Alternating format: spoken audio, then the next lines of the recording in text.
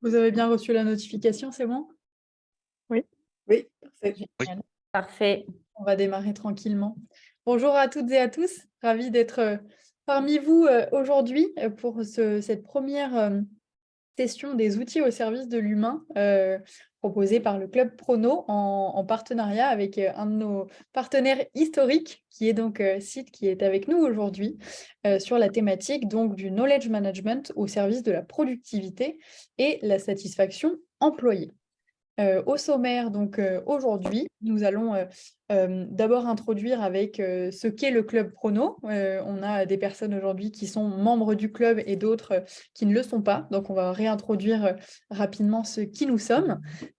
Ensuite, nous pourrons évoquer notre partie, la partie partenariat au sein du Club Prono et les challenges que peuvent rencontrer les knowledge managers dans leur quotidien. Comment notre partenaire peut y répondre et quelle est cette solution, quels sont les bénéfices qu'ils apportent au quotidien des administrateurs. Et ensuite, on aura la partie conclusion et questions-réponses pour vous laisser la parole. Sur la partie qui sommes-nous? Donc avant de commencer, donc le Club Prono aujourd'hui, c'est une association qui existe depuis juin 2022 qui recense des personnes curieuses et ou expertes sur les thématiques du knowledge management et de la productivité. On est aujourd'hui une association ouverte à tous, donc on est un petit peu plus de 45 personnes réunissant aussi bien l'environnement de la start-up, la scale-up, les cabinets de consulting, les grandes entreprises, des freelances et ou des personnes curieuses qui souhaitent se développer sur ces thématiques du knowledge management et de la productivité. Nous avons donc un calendrier riche en événements et en rencontres.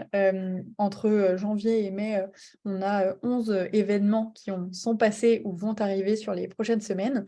Et nous mettons donc en place des webinars, des tables rondes, des déjeuners KM, aussi bien en région parisienne qu'en région province aussi. Et nous échangeons, partageons et nous enrichissons sur ces trois piliers, donc qui sont la gestion de connaissances, qui sont donc finalement les fondations aujourd'hui de la gestion de connaissances sur comment rédiger de la doc technique, comment engager le top management, comment évangéliser les communautés de pratique, tout ce qui tourne autour de cette gestion globale. Les outils, donc on en parlera un petit peu plus tout à l'heure, et la productivité, parce que aujourd'hui dans l'environnement principalement aussi startup scale-up, on a un vrai axe d'autonomisation, d'autonomie pardon, et d'automatisation des processus métiers pour rendre les collaborateurs encore plus efficaces, productifs dans les organisations. Donc c'était quelque chose que nous souhaitions vraiment corréler à la gestion de connaissances parce que ça l'est nous-mêmes dans nos organisations. Et nous avons toujours envie d'aller plus loin, de grandir, de faire grandir cette association. C'est une vraie fierté aussi bien pour Célia ici présente que pour moi de développer cette communauté. On a beaucoup de retours très positifs des événements que nous mettons en place et donc c'est toujours un vrai bonheur de se suivre à ce niveau. Voilà pour ça. Donc à quoi répondons-nous, Célia? Oui, là, c'est pour un petit peu plus vous expliquer un petit peu les problématiques et la genèse de Prono, de pourquoi est-ce qu'on a créé Prono. Finalement, on s'est rendu compte que il y avait donc des méthodes existantes et un héritage du KM des années 80-90 qui était là, mais souvent destiné à la partie plus très processée, très industrielle et qui aujourd'hui ne correspondait pas forcément à notre pratique du knowledge management, en tout cas nous, comment on l'expérimentait dans cet écosystème startup scale-up, donc d'environnement en hyper-croissance, très agile et avec des multiplicités d'outils. Donc ça, c'était le premier constat. Le deuxième, c'était de se dire justement et lié un petit peu à cet héritage et à ces méthodes-là, qui sont donc souvent qui ont vu le jour finalement dans un milieu industriel. Donc l'exemple le plus connu que j'aime bien citer, c'est la partie nucléaire.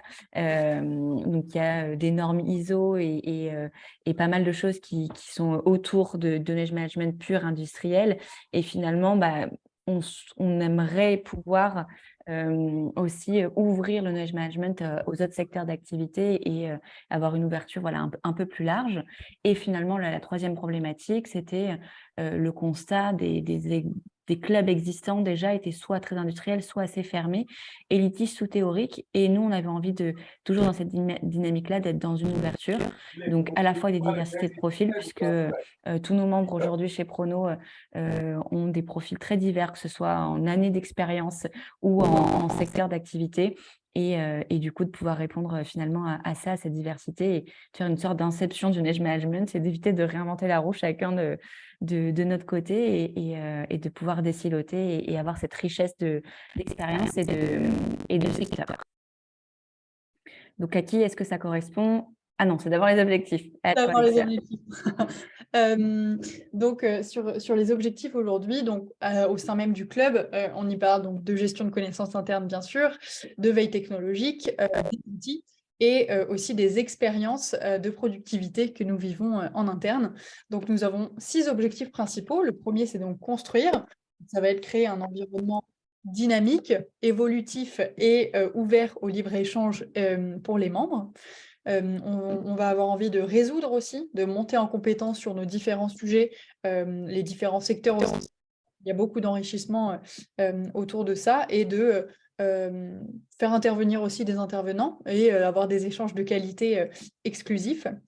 Nous souhaitons aussi nous enrichir, donc forger une expertise dans la gestion de projet pour la transmettre au plus grand nombre. Et donc, c'est vraiment l'ADN du club aujourd'hui, c'est d'avoir cette diversité de profils et d'être ouvert à toutes et à tous.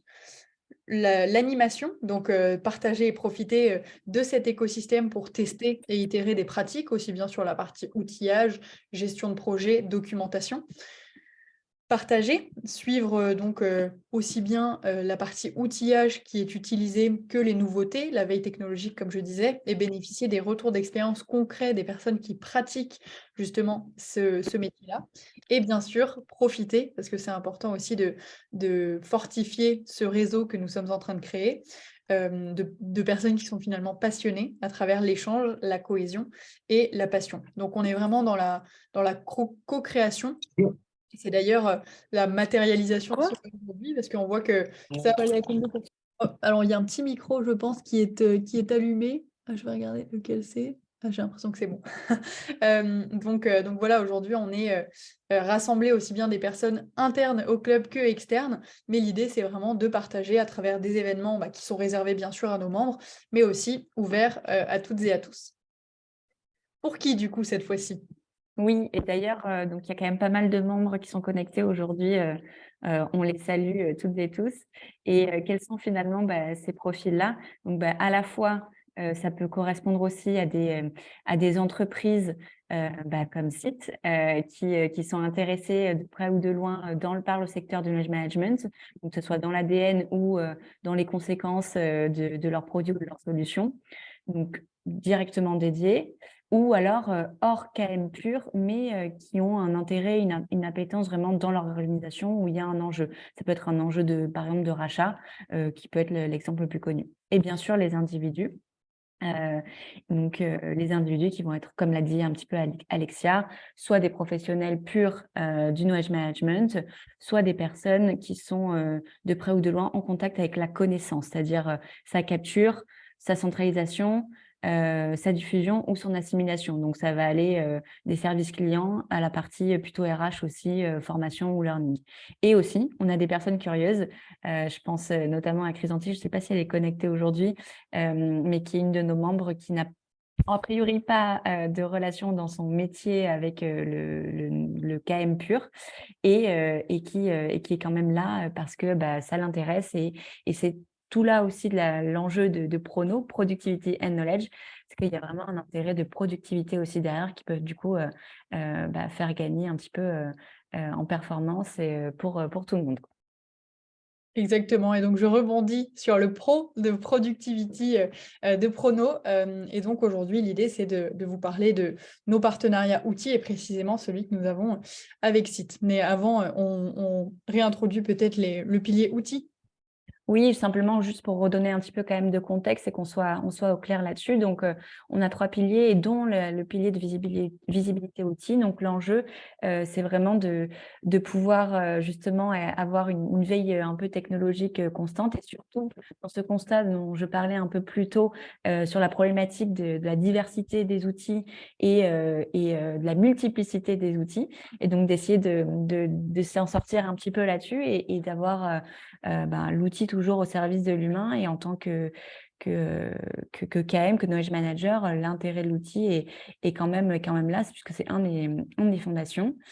Et peut-être sur la slide d'après, pour expliquer aussi du coup les bénéfices et les intérêts de ce pilier-là et de ces partenariats, c'est à la fois donc pour le partenaire outil, de pouvoir bénéficier de la diversité des profils de membres, d'être visible sur ce secteur-là pur, de pouvoir orienter aussi, si besoin, la solution ou les personas en fonction du marché et surtout récolter aussi, collecter pas mal de feedback, de retours et pouvoir adapter des cas d'usage vraiment spécifiques et correspondre finalement, au mieux, et à la vente de la solution. Et pour nos membres, ça rentre dans ce que je te disais un peu plus tôt, c'est-à-dire la veille technologique, donc d'être un peu pionnier des dernières découvertes ou pas que, des gens qui sont aussi installés là, de voir les nouveautés, les nouvelles features, de tester la solution et de pouvoir aussi s'inspirer et voir les synergies qui peuvent être mises en place pour toujours développer et s'expertiser davantage sur nos domaines et pouvoir les appliquer dans les entreprises ou les métiers respectifs. Exactement. Et du coup, avant de rentrer dans les challenges du knowledge management et des knowledge managers, juste peut-être pour recontextualiser pour les personnes qui ne sont pas membres, ce qu'est le knowledge management rapidement. Donc, ça va être la gestion de connaissances en français. Et donc, c'est tout ce qui va tourner autour de la capture des connaissances, la maîtrise de l'information. Et donc, ce sont l'ensemble des connaissances individuelles et collectives d'une entreprise. C'est la gestion des savoirs. Et donc, le knowledge manager vient pour apporter de la rigueur et de la fiabilité dans les flux d'informations qui sont transmis au sein des organisations. Et donc, le métier fait bien sûr face à des challenges, comme tout métier, et aussi bien à l'échelle du coup d'un administrateur, qui va être la personne qui va gérer les outils, être responsable finalement comme business owner, qu'on peut appeler aussi, et aussi bien la partie expertise. Je suis expert d'une thématique, d'un secteur d'activité, de ma typologie de corps de métier. Et donc, ces personnes-là ont des connaissances. Et donc, la gestion du temps et des sollicitations va être un frein et un challenge à l'organisation interne de ces collaborateurs-là. Cela peut passer par donc, des sollicitations récurrentes sur des thématiques, des besoins, et donc être sursollicité par des besoins de nos collaborateurs et donc arrêter ce que nous sommes en train de faire et donc perdre en productivité aussi à ce niveau-là. Ça va être notamment la gestion de l'adoption des outils, comme par exemple un wiki, un intranet, un réseau social d'entreprise, un outil de collaboration. Ça va être aussi le monitoring des retours d'expérience. Comment est-ce qu'on mesure ça? Comment est-ce que on s'assure que ces retours soient qualitatifs et exploitables par la suite?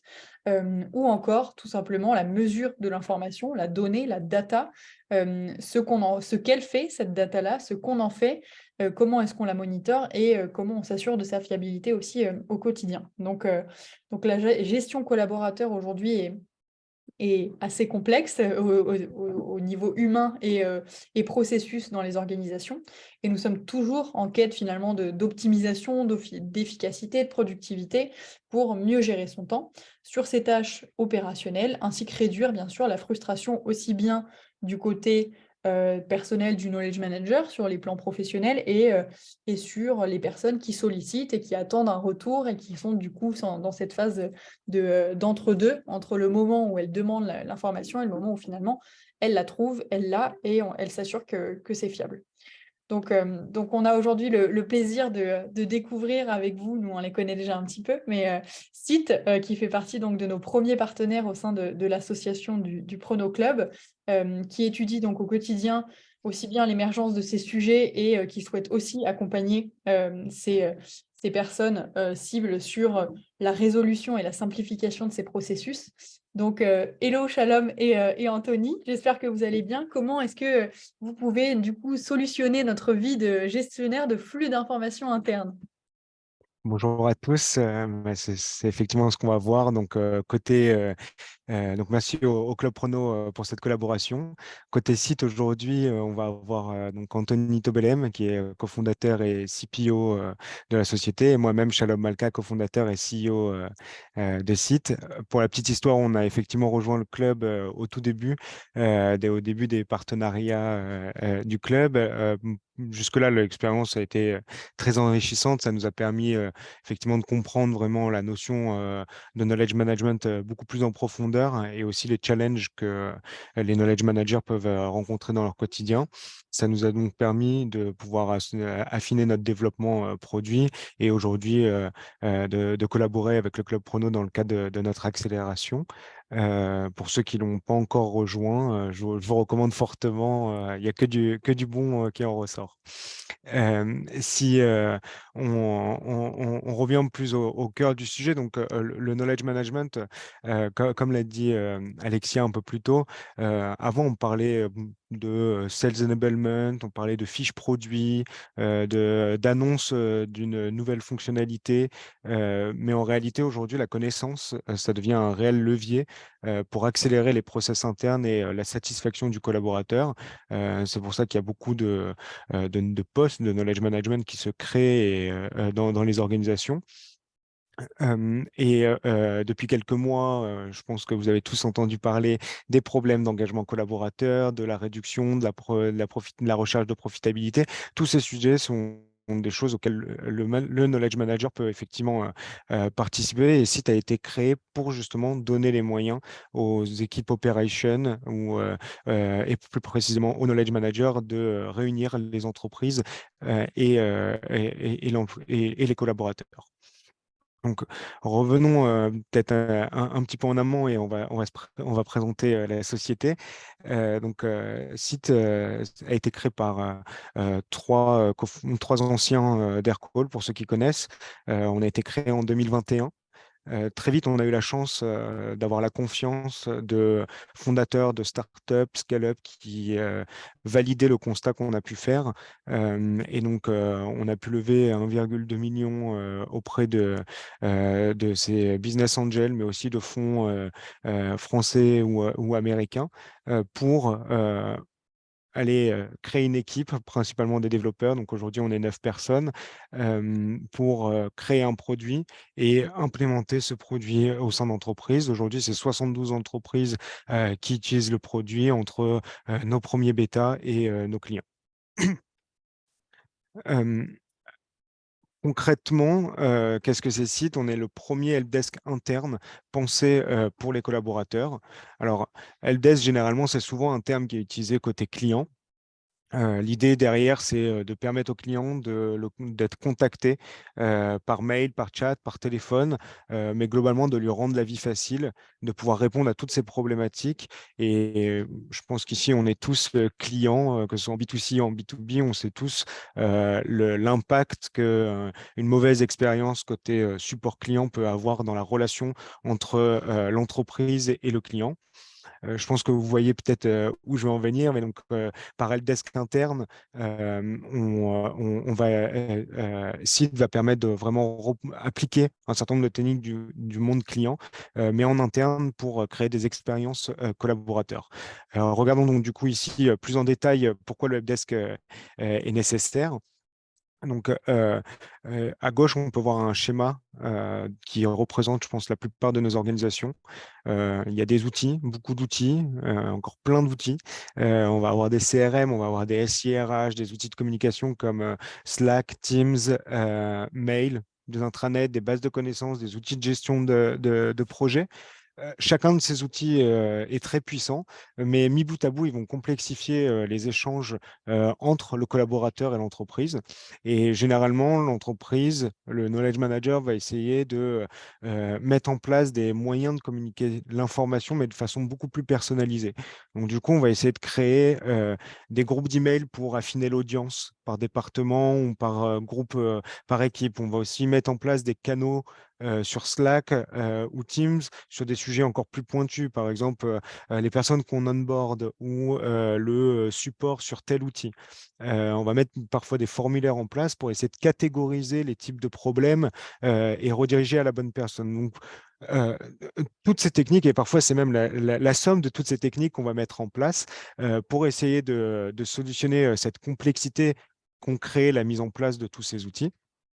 Et donc, mais finalement, on en revient au fait que c'est 57 minutes en moyenne que les collaborateurs vont passer par jour à essayer de chercher l'information. 57 minutes, donc ça représente quand même beaucoup de temps. Et généralement, c'est plus l'information, elle existe dans les différents outils, les process existent, elle a été écrite, mais le sujet, c'est plus l'accès à l'information. On ne sait pas où chercher, on ne sait pas à qui demander. Donc, c'est cette complexité-là. Et 57 minutes, c'est surtout le temps que passent les collaborateurs qui vraiment font l'effort de chercher. Mais la réalité, c'est que ça finit toujours par une question en perso, une question par Slack, par Teams, par email, à une personne bien particulière. Souvent, quand il y a le knowledge manager, c'est cette personne qui récupère cette question. Et donc, c'est ici où un site va pouvoir jouer un rôle, mais avant ça, ce qu'il faut comprendre, donc, c'est que le constat est double. Le modèle d'organisation qu'on a est performant grâce à ces outils, mais ça a tout de même des conséquences. D'un côté, l'employé, il peut pas, il a du mal à accéder à l'information, ce qui va créer de la frustration, ne pas savoir à qui il faut demander, ou poser la question, ou trouver la bonne information. Parfois, il y a que les plus anciens dans l'entreprise qui ont déjà tout vu, tout connu ou qui connaissent tout le monde et donc qui vont réussir à trouver la bonne information. Quand on est un peu plus jeune dans la société, bah, il y a beaucoup plus de frustration de ne pas avoir accès à l'information. Ne pas accéder à l'information côté employé, c'est aussi un problème de sens. Comment fonctionne réellement l'entreprise? Comment je m'y retrouve dans cette entreprise? Ne pas accéder à l'information côté employé, c'est de l'immobilisation. Pendant ce temps-là, l'employé ne peut pas faire le bon suivi au prospect, il ne peut pas faire la bonne procédure dans l'outil. Et donc, globalement, voici les impacts côté employé. Et côté administration, donc administrateur, globalement, il va y avoir trois impacts aussi principaux, c'est que les messages en direct qu'on va recevoir, bah, tout d'abord, ont un grand impact sur la charge mentale. C'est jamais très agréable d'arriver le matin ou partir le soir avec 10 messages en non lus, parce qu'on sait que c'est pas urgent, qu'on voudra traiter un peu plus tard ou qu'on on voudra se réserver une plage dédiée pour pouvoir le traiter. Donc, la charge mentale, les messages en direct, c'est aussi des interruptions récurrentes et quotidiennes. On est en train de travailler, on se fait une session où on veut se concentrer pendant une heure et là tout de suite il y a une question urgente qui arrive. Pourtant on est plusieurs à avoir la bonne réponse, mais ça arrive à moi parce que je connais cette personne ou parce que la personne ne savait pas à qui contacter. Et le troisième élément, c'est la valorisation de son travail. Généralement, ces questions, je pense qu'on peut se le dire ici, il n'y a que des personnes concernées, mais c'est souvent des choses où en fait l'information, elle existe déjà, où on va juste la répéter, la re-répéter, et c'est jamais très valorisant ou agréable de faire cette partie, surtout quand ça peut représenter quasiment 30% parfois de son travail. Donc, côté collaborateur, côté admin, il y a un réel problème sur cette organisation. Et Knowledge Manager fait partie de ces administrateurs qui peut être au cœur de cette vraiment circulation de l'information. Et donc, l'idée, ça va être de venir montrer comment le Knowledge Manager peut être au service de la productivité et la satisfaction employée, notamment en utilisant le site. Et donc, pour ça, je vais passer la main à Anthony, qui va nous faire une démo produit. Super, merci beaucoup Shalom. Alors je vais prendre la main sur le partage d'écran. Ouais, Je te laisse j'arrête me le confirmer. partage. Hop, c'est bon. Super, c'est bon de mon côté. Voilà. Je pense que vous voyez bien mon écran. Ouais, c'est tout bon. Super. Donc bonjour à tous. Alors, je vais vous montrer en 5 minutes comment vous allez pouvoir traiter toutes ces demandes des collaborateurs grâce à Site. L'objectif, c'est vraiment de venir vous faire gagner du temps, un temps précieux dans la gestion de ces demandes. Évitez d'être inondé ou inonder votre Slack, votre boîte perso avec des questions récurrentes et qui, comme disait Shalom, peuvent parfois être être source de frustration côté employé. Donc, pour la démo, je vais me mettre dans la peau d'un knowledge manager. Disons que je suis régulièrement sollicité par les équipes sur différents sujets. Là, je suis sur la console admin, je reçois l'ensemble des demandes des collaborateurs et je peux venir les traiter. Côté employé, on ne vient de pas rajouter un nouvel outil. L'idée, c'est vraiment de coller au plus proche de l'usage du quotidien et venir ici dans Slack se greffer vraiment avec cette application que vous allez pouvoir trouver ici ou vivre via les mails. Donc l'ensemble des collaborateurs pourront vous solliciter soit par Slack, soit par mail selon leurs habitudes. Donc voilà, c'est important de vraiment pas ajouter un nouvel outil dans cette gestion. Donc, prenons un scénario. Disons que récemment, la boîte a décidé de mettre en place un nouveau système, un système de paiement des factures, Stripe. Donc, en tant que knowledge manager, j'ai écrit un article, je l'ai ajouté à Knowledge Base, j'ai fait un training, une formation, mais je continue à recevoir des questions.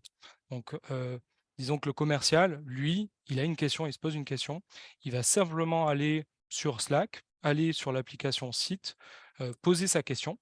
Et là, le bot site va lui proposer de soumettre une demande. Il clique.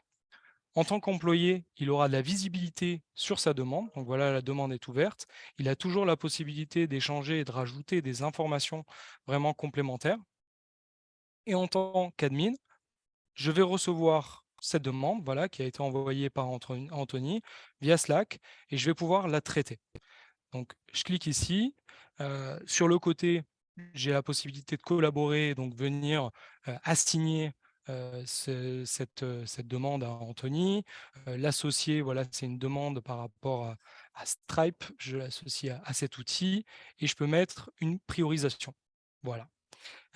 Sur le côté, j'ai aussi des informations sur le collaborateur vraiment utiles qui me permet ensuite de mieux traiter sa demande. Donc, c'est Anthony, il fait partie de l'équipe intégration de Madrid. Et ce qui est important de savoir, c'est que toutes ces informations nous viennent directement du SIRH. Donc, on est connecté à plus de 45 SIRH, donc Bamboo, Lucas, Personio, pour vraiment synchroniser l'ensemble des données des collaborateurs. Donc, j'ai cette demande, j'ai catégorisé toutes les informations, je vais pouvoir y répondre. Voilà, je vais partager un article. Et ce qui est utile, c'est qu'on est synchronisé directement avec la base de connaissances. Donc, grâce à notre intégration avec Notion, ici, dans ce cas-là, je vais retrouver l'ensemble des articles. Il y a bien un article que j'avais écrit par rapport à Stripe et je vais pouvoir le partager directement au collaborateur. Le collaborateur, lui, de son côté, il a sa demande. Il devrait recevoir le message. Voilà, il a bien reçu le message. Merci pour ta demande. Voici l'article. Et il peut accéder directement à l'article. Voilà, merci. Et j'ai juste à marquer la demande comme résolue. Si, voilà, donc je vous ai montré comment vous pouvez traiter ponctuellement une demande. Maintenant, si comme beaucoup d'équipes Ops, vous êtes souvent sollicité sur les mêmes sujets, sur les mêmes questions, on a mis en place des workflows qui vont vous permettre de traiter de façon beaucoup plus efficace et mettre en place des automatisations pour justement catégoriser et assigner l'ensemble de ces demandes. Donc, au préalable, j'ai créé l'un de ces workflows assez simple. Donc, l'événement, c'est si je reçois une demande, si dans la demande, on mentionne Stripe, je veux qu'on associe automatiquement à Stripe, qu'on m'assigne la demande parce que je suis en charge de ce sujet et qu'on mette une priorité assez élevée. C'est un rapport avec la facturation, donc clairement, ça doit être traité rapidement. Donc, je vais mettre ce workflow live. Il est maintenant live et donc je vais refaire une demande en tant qu'employé. Cette fois-ci, voilà, sur un autre sujet, j'ai pas accès à Stripe, c'est souvent des demandes d'accès. J'envoie cette demande. Hop, Et donc, si je reviens sur ma console admin, je vais avoir la demande qui a été créée et qui vient automatiquement s'associer à Stripe, se mettre en une priorité élevée et m'assigner. Donc voilà, vous pouvez vraiment définir le scénario que vous voulez en fonction de votre cas d'usage et automatiquement, ça vous permettra de gagner, d'être beaucoup plus productif dans la gestion de ces demandes. Et l'association, l'assignation, la priorisation, c'est aussi hyper important dans un souci d'amélioration continue. C'est pour ça qu'on met en place un dashboard clé en main avec pas mal de graphes qui vont vous permettre de à la fois avoir de la visibilité sur votre travail, avoir des prévisions un peu sur les tendances, sur le type de demande que vous recevez et être au plus proche des besoins des collaborateurs. Donc là, dans le cas qu'on a mentionné, si vous recevez régulièrement des questions par rapport à Stripe, vous allez le savoir et vous pourrez ensuite mettre le bon training, le bon article. Il y a probablement quelque chose à faire pour mieux accompagner les collaborateurs. Voilà, je vais revenir à la présentation. Je vous ai montré vraiment très brièvement ce qu'on pouvait faire avec Site, mais si vous devez retenir 4 choses, c'est qu'on est un outil de gestion des demandes internes qui est pensé pour les collaborateurs. On ne vient pas rajouter de nouveaux process, on s'intègre directement aux outils qu'ils utilisent au quotidien, Slack, Mail et très prochainement Teams. Pour vraiment faciliter l'adoption. On propose des fonctionnalités avancées de service desk, donc pour le traitement de ces demandes via l'assignation, via la collaboration et aussi les workflows que vous pouvez mettre en place, vous allez être beaucoup plus productif dans la manière dont vous gérez les demandes des collaborateurs. Dans ce cas, on a vu une problématique métier avec Stripe, mais on va venir accompagner toutes les équipes qui sont en support des collaborateurs, à la fois RH, IT, légal et finance. Et on est intégré à vos outils. On a vu la partie SIRH où on va venir synchroniser les données des collaborateurs pour directement avoir les bonnes informations au bon moment. On est intégré avec les outils de communication, donc Slack, les mails, et on est intégré à la base de connaissances pour permettre de pousser les bons articles aux bonnes personnes. Et enfin, c'est l'installation rapide.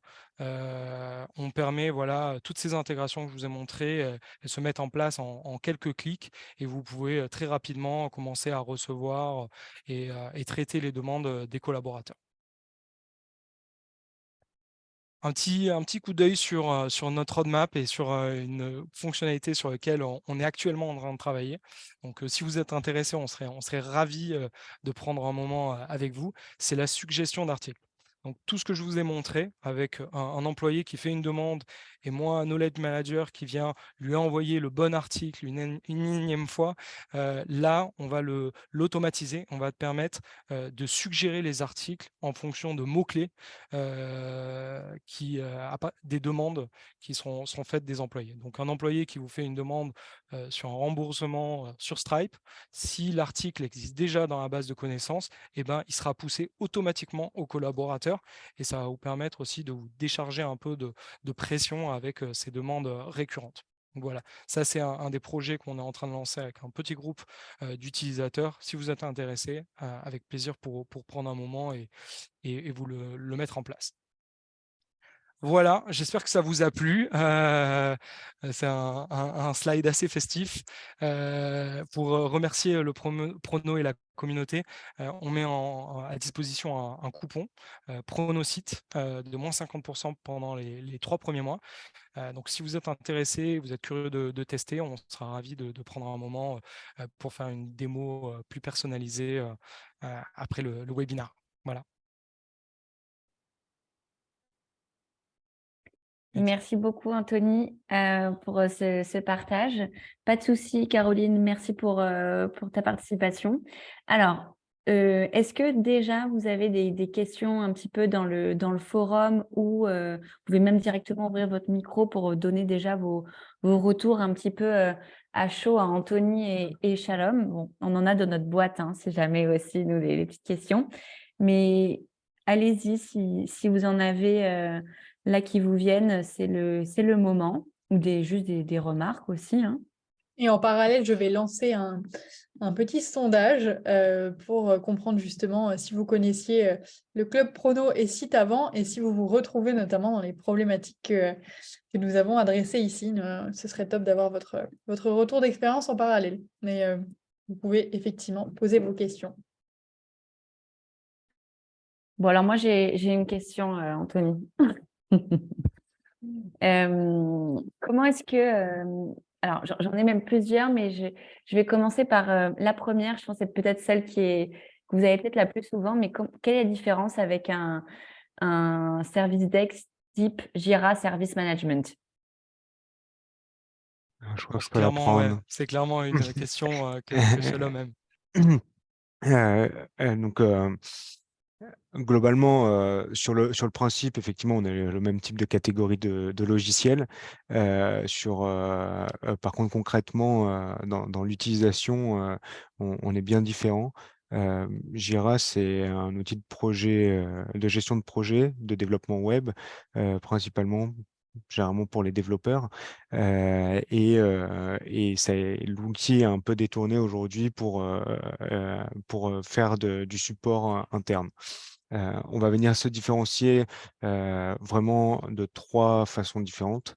La première, c'est on est pour le collaborateur, on est facile. C'est pas un outil, encore une fois, supplémentaire qu'on va leur ajouter. C'est un outil qui est agréable. Jira n'est pas trop connu pour son UX. Là aussi, essaie de vraiment penser l'UX de façon humaine. Le chat, le bot qu'Anthony a pu présenter, c'est aussi simple que d'envoyer un message en direct. On essaie vraiment de moins poser des contraintes sur l'employé, mais plus de lui faciliter pour pousser au feedback, pousser aux questions et que ça reste dans son quotidien. Donc ça, c'est la première chose. La deuxième chose, c'est sur les fonctionnalités de service desk, on va aller beaucoup plus loin. Par exemple, sur la collaboration, on en a un peu parlé tout à l'heure, mais aujourd'hui, la collaboration va permettre, sur Jira, il va falloir créer des projets différents si on veut gérer, par exemple, les problématiques RH et les problématiques métiers. Et on ne peut pas escalader des tickets de façon sécurisée entre les deux projets. Là aussi, tu as toute une architecture qui permet de le faire. Tout le monde travaille sur l'employé qui est l'élément principal et après autour on vient offrir différents types de services et on peut tous collaborer mais de façon sécurisée sur tout le monde ne voit pas le même niveau d'information ou les demandes qui ont été faites.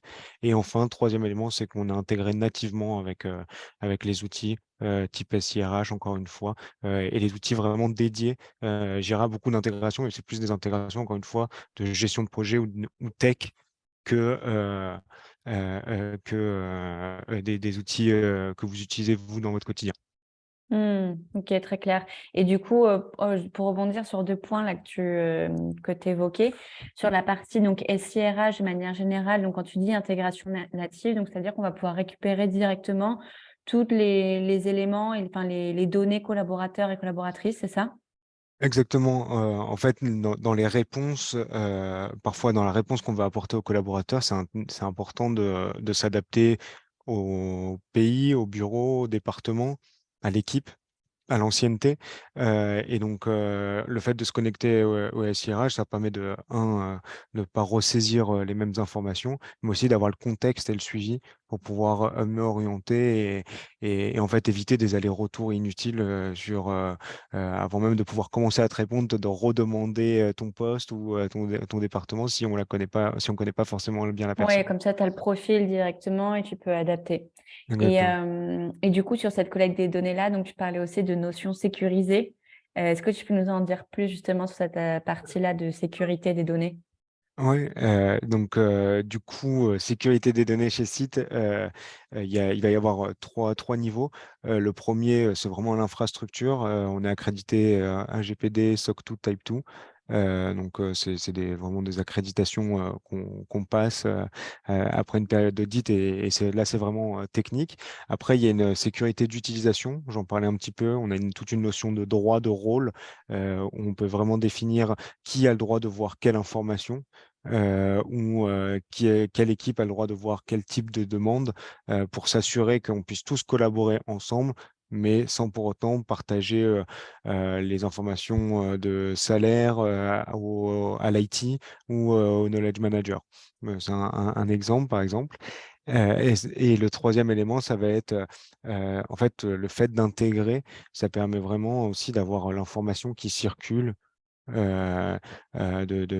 sur un flux unique et d'éviter Mm. les fichiers Excel ou des Airtables qui se partagent, qui sont pas forcément à jour et c'est des extracts, des imports.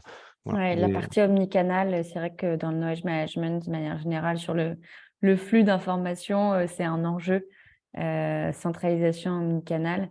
Donc, je pense que ça fait écho aux personnes qui sont présentes. J'avais une dernière question, mais évidemment, je l'ai oubliée. Je voulais rebondir sur un truc que tu disais et j'ai zappé. Est-ce que parmi les personnes présentes, on a des avis, des petites questions pour creuser un peu vis-à-vis de la démo? Allez-y, hein, vous pouvez ouvrir le micro. Je vois en même temps qu'il y a 13 personnes sur 23 qui ont répondu au sondage. Merci beaucoup pour ces personnes-là. Pour les autres, si vous pouvez juste prendre une petite minute, ce serait super. J'ai une petite question, moi, si je peux me permettre. Bonjour. Ah, Merci. Merci j'attendais, pour la Vincent, que tu poses une présentation. question. Parfait. Toujours des questions, moi, de toute façon. Non, moi, c'est plus une question. En gros, vous êtes un hub pour le knowledge manager entre les demandes sur les différents canaux et l'aspect base de connaissances. Moi, la question, c'est juste plutôt pratique, c'est-à-dire que vous avez des liens avec un Notion et vous avez dit des liens avec les bases de connaissances. Par expérience, les bases de connaissances, elles peuvent prendre pas mal de formes différentes. Donc ma question, c'est à aujourd'hui, je ne sais pas après votre roadmap, mais à aujourd'hui, quel type de base vous êtes capable d'intégrer? Typiquement, moi, j'ai déjà créé des bases sous SharePoint. Et l'autre question, comment vous allez chercher l'information dans ces bases? Est-ce que les bases nécessitent d'être structurées d'une manière particulière? Est-ce que vous avez un moteur de recherche? Est-ce que vous appuyez sur le moteur de recherche de la base? Voilà. Je pense que je vais laisser Anthony Non, recevoir. c'est une super question.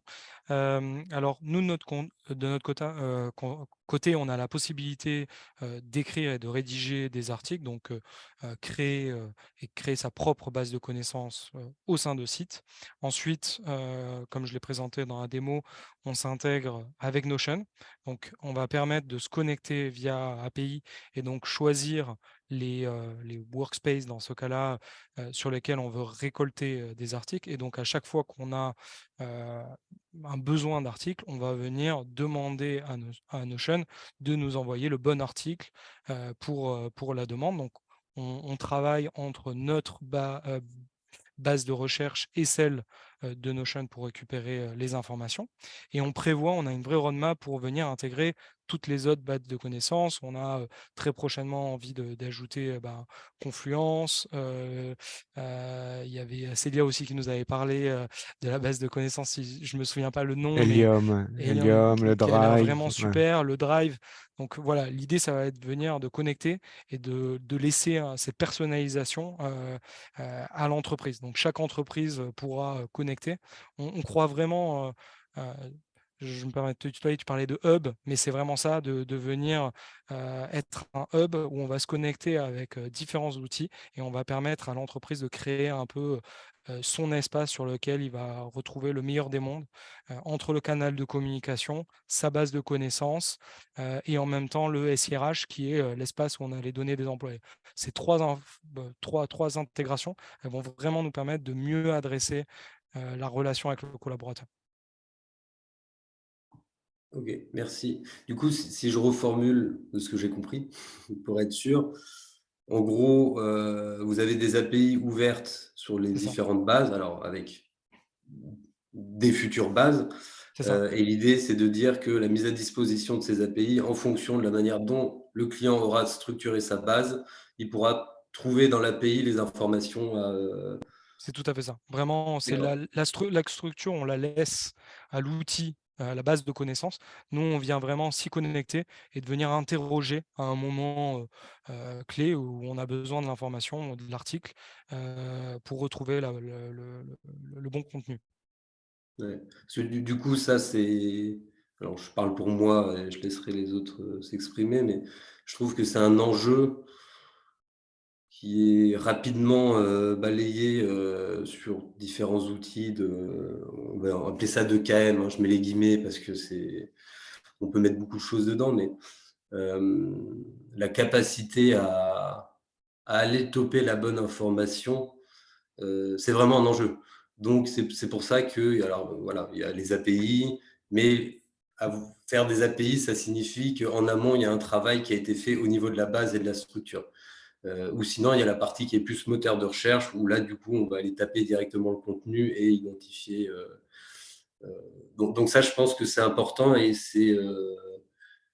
Alors, je ne suis pas à la recherche d'outils comme ça en ce moment, mais si demain, je devais justement chercher un outil, c'est les questions que je creuserai parce que euh, mettre en place des API, maintenir des API, ça fait partie d'un coût qu'il faut inclure dans la partie projet et même dans la partie process derrière en termes de chaîne KM, quoi. Donc voilà, merci beaucoup en tout Alors, cas pour ta réponse. et peut-être Vincent, juste sur le dernier Ouais, point, les intégrations, elles sont développées par nous. C'est des intégrations natives en fait qui se font en un clic à chaque fois. d'accord. Quand on se connecte à l'outil, c'est pas une gestion de projet. On achète l'outil et il faut après prendre des intégrateurs ou un FI pour intégrer. Quand on parle d'intégration, c'est un bouton, se connecter et tout est fait quoi. Ok. Je visualise pas, donc j'ai plein de questions qui me viennent, mais ok. Moi, je pense qu'on peut. Euh, C'est un peu comme si on connectait notre Slack avec notre Google Calendar, non? En gros, les intégrations comme ça. exactement. C'est C'est ça, c'est des intégrations aussi en simples que quelques ça. clics. Ouais, Ouais. ouais, mais Mais on alors, pourra prendre le temps parce que je vois bien ta question par rapport à oui, la oui. structure. Elle est complexe. Il y a Ouais, bien beaucoup de sûr. Mm. choses en jeu et c'est pas que je vous crois ou je vous crois pas, mais par expérience, je sais que ça peut être très complexe. Quelque chose de simple techniquement peut s'avérer très complexe dans la réalité. D'où les implications de est-ce que je dois avoir une base propre et structurée pour que les API viennent récupérer proprement. C'est un peu ça. Mais ok, donc techniquement, c'est juste, il n'y a pas d'API à développer spécifiquement, c'est déjà prévu. Exactement. Et c'est dans ce sens-là que tu disais ça. Ok, ça marche. Exactement. Merci beaucoup en tout cas.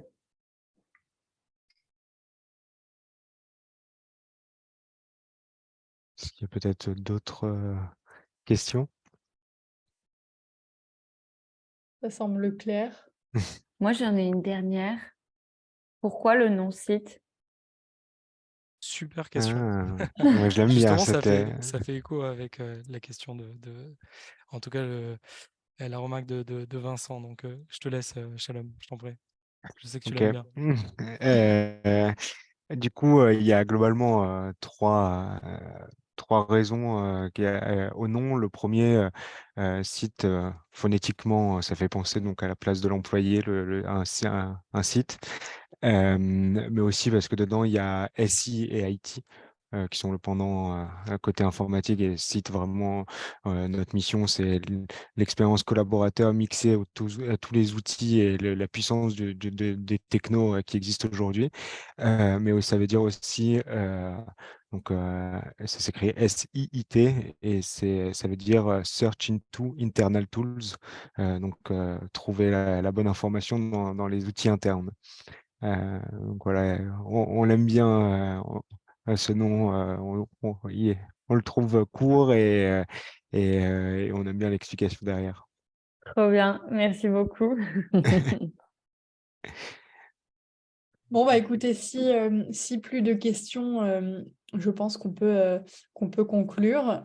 Merci beaucoup, Anthony et Shalom, de nous avoir présenté Site et de nous avoir permis d'avoir un petit peu plus d'informations sur la vie d'un administrateur site.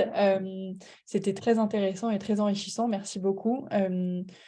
Si, donc, dans le sondage, j'ai vu qu'il y avait quelques personnes qui souhaitaient qui acceptaient d'être contactées et d'autres personnes qui souhaitaient avoir plus d'informations sur site aussi.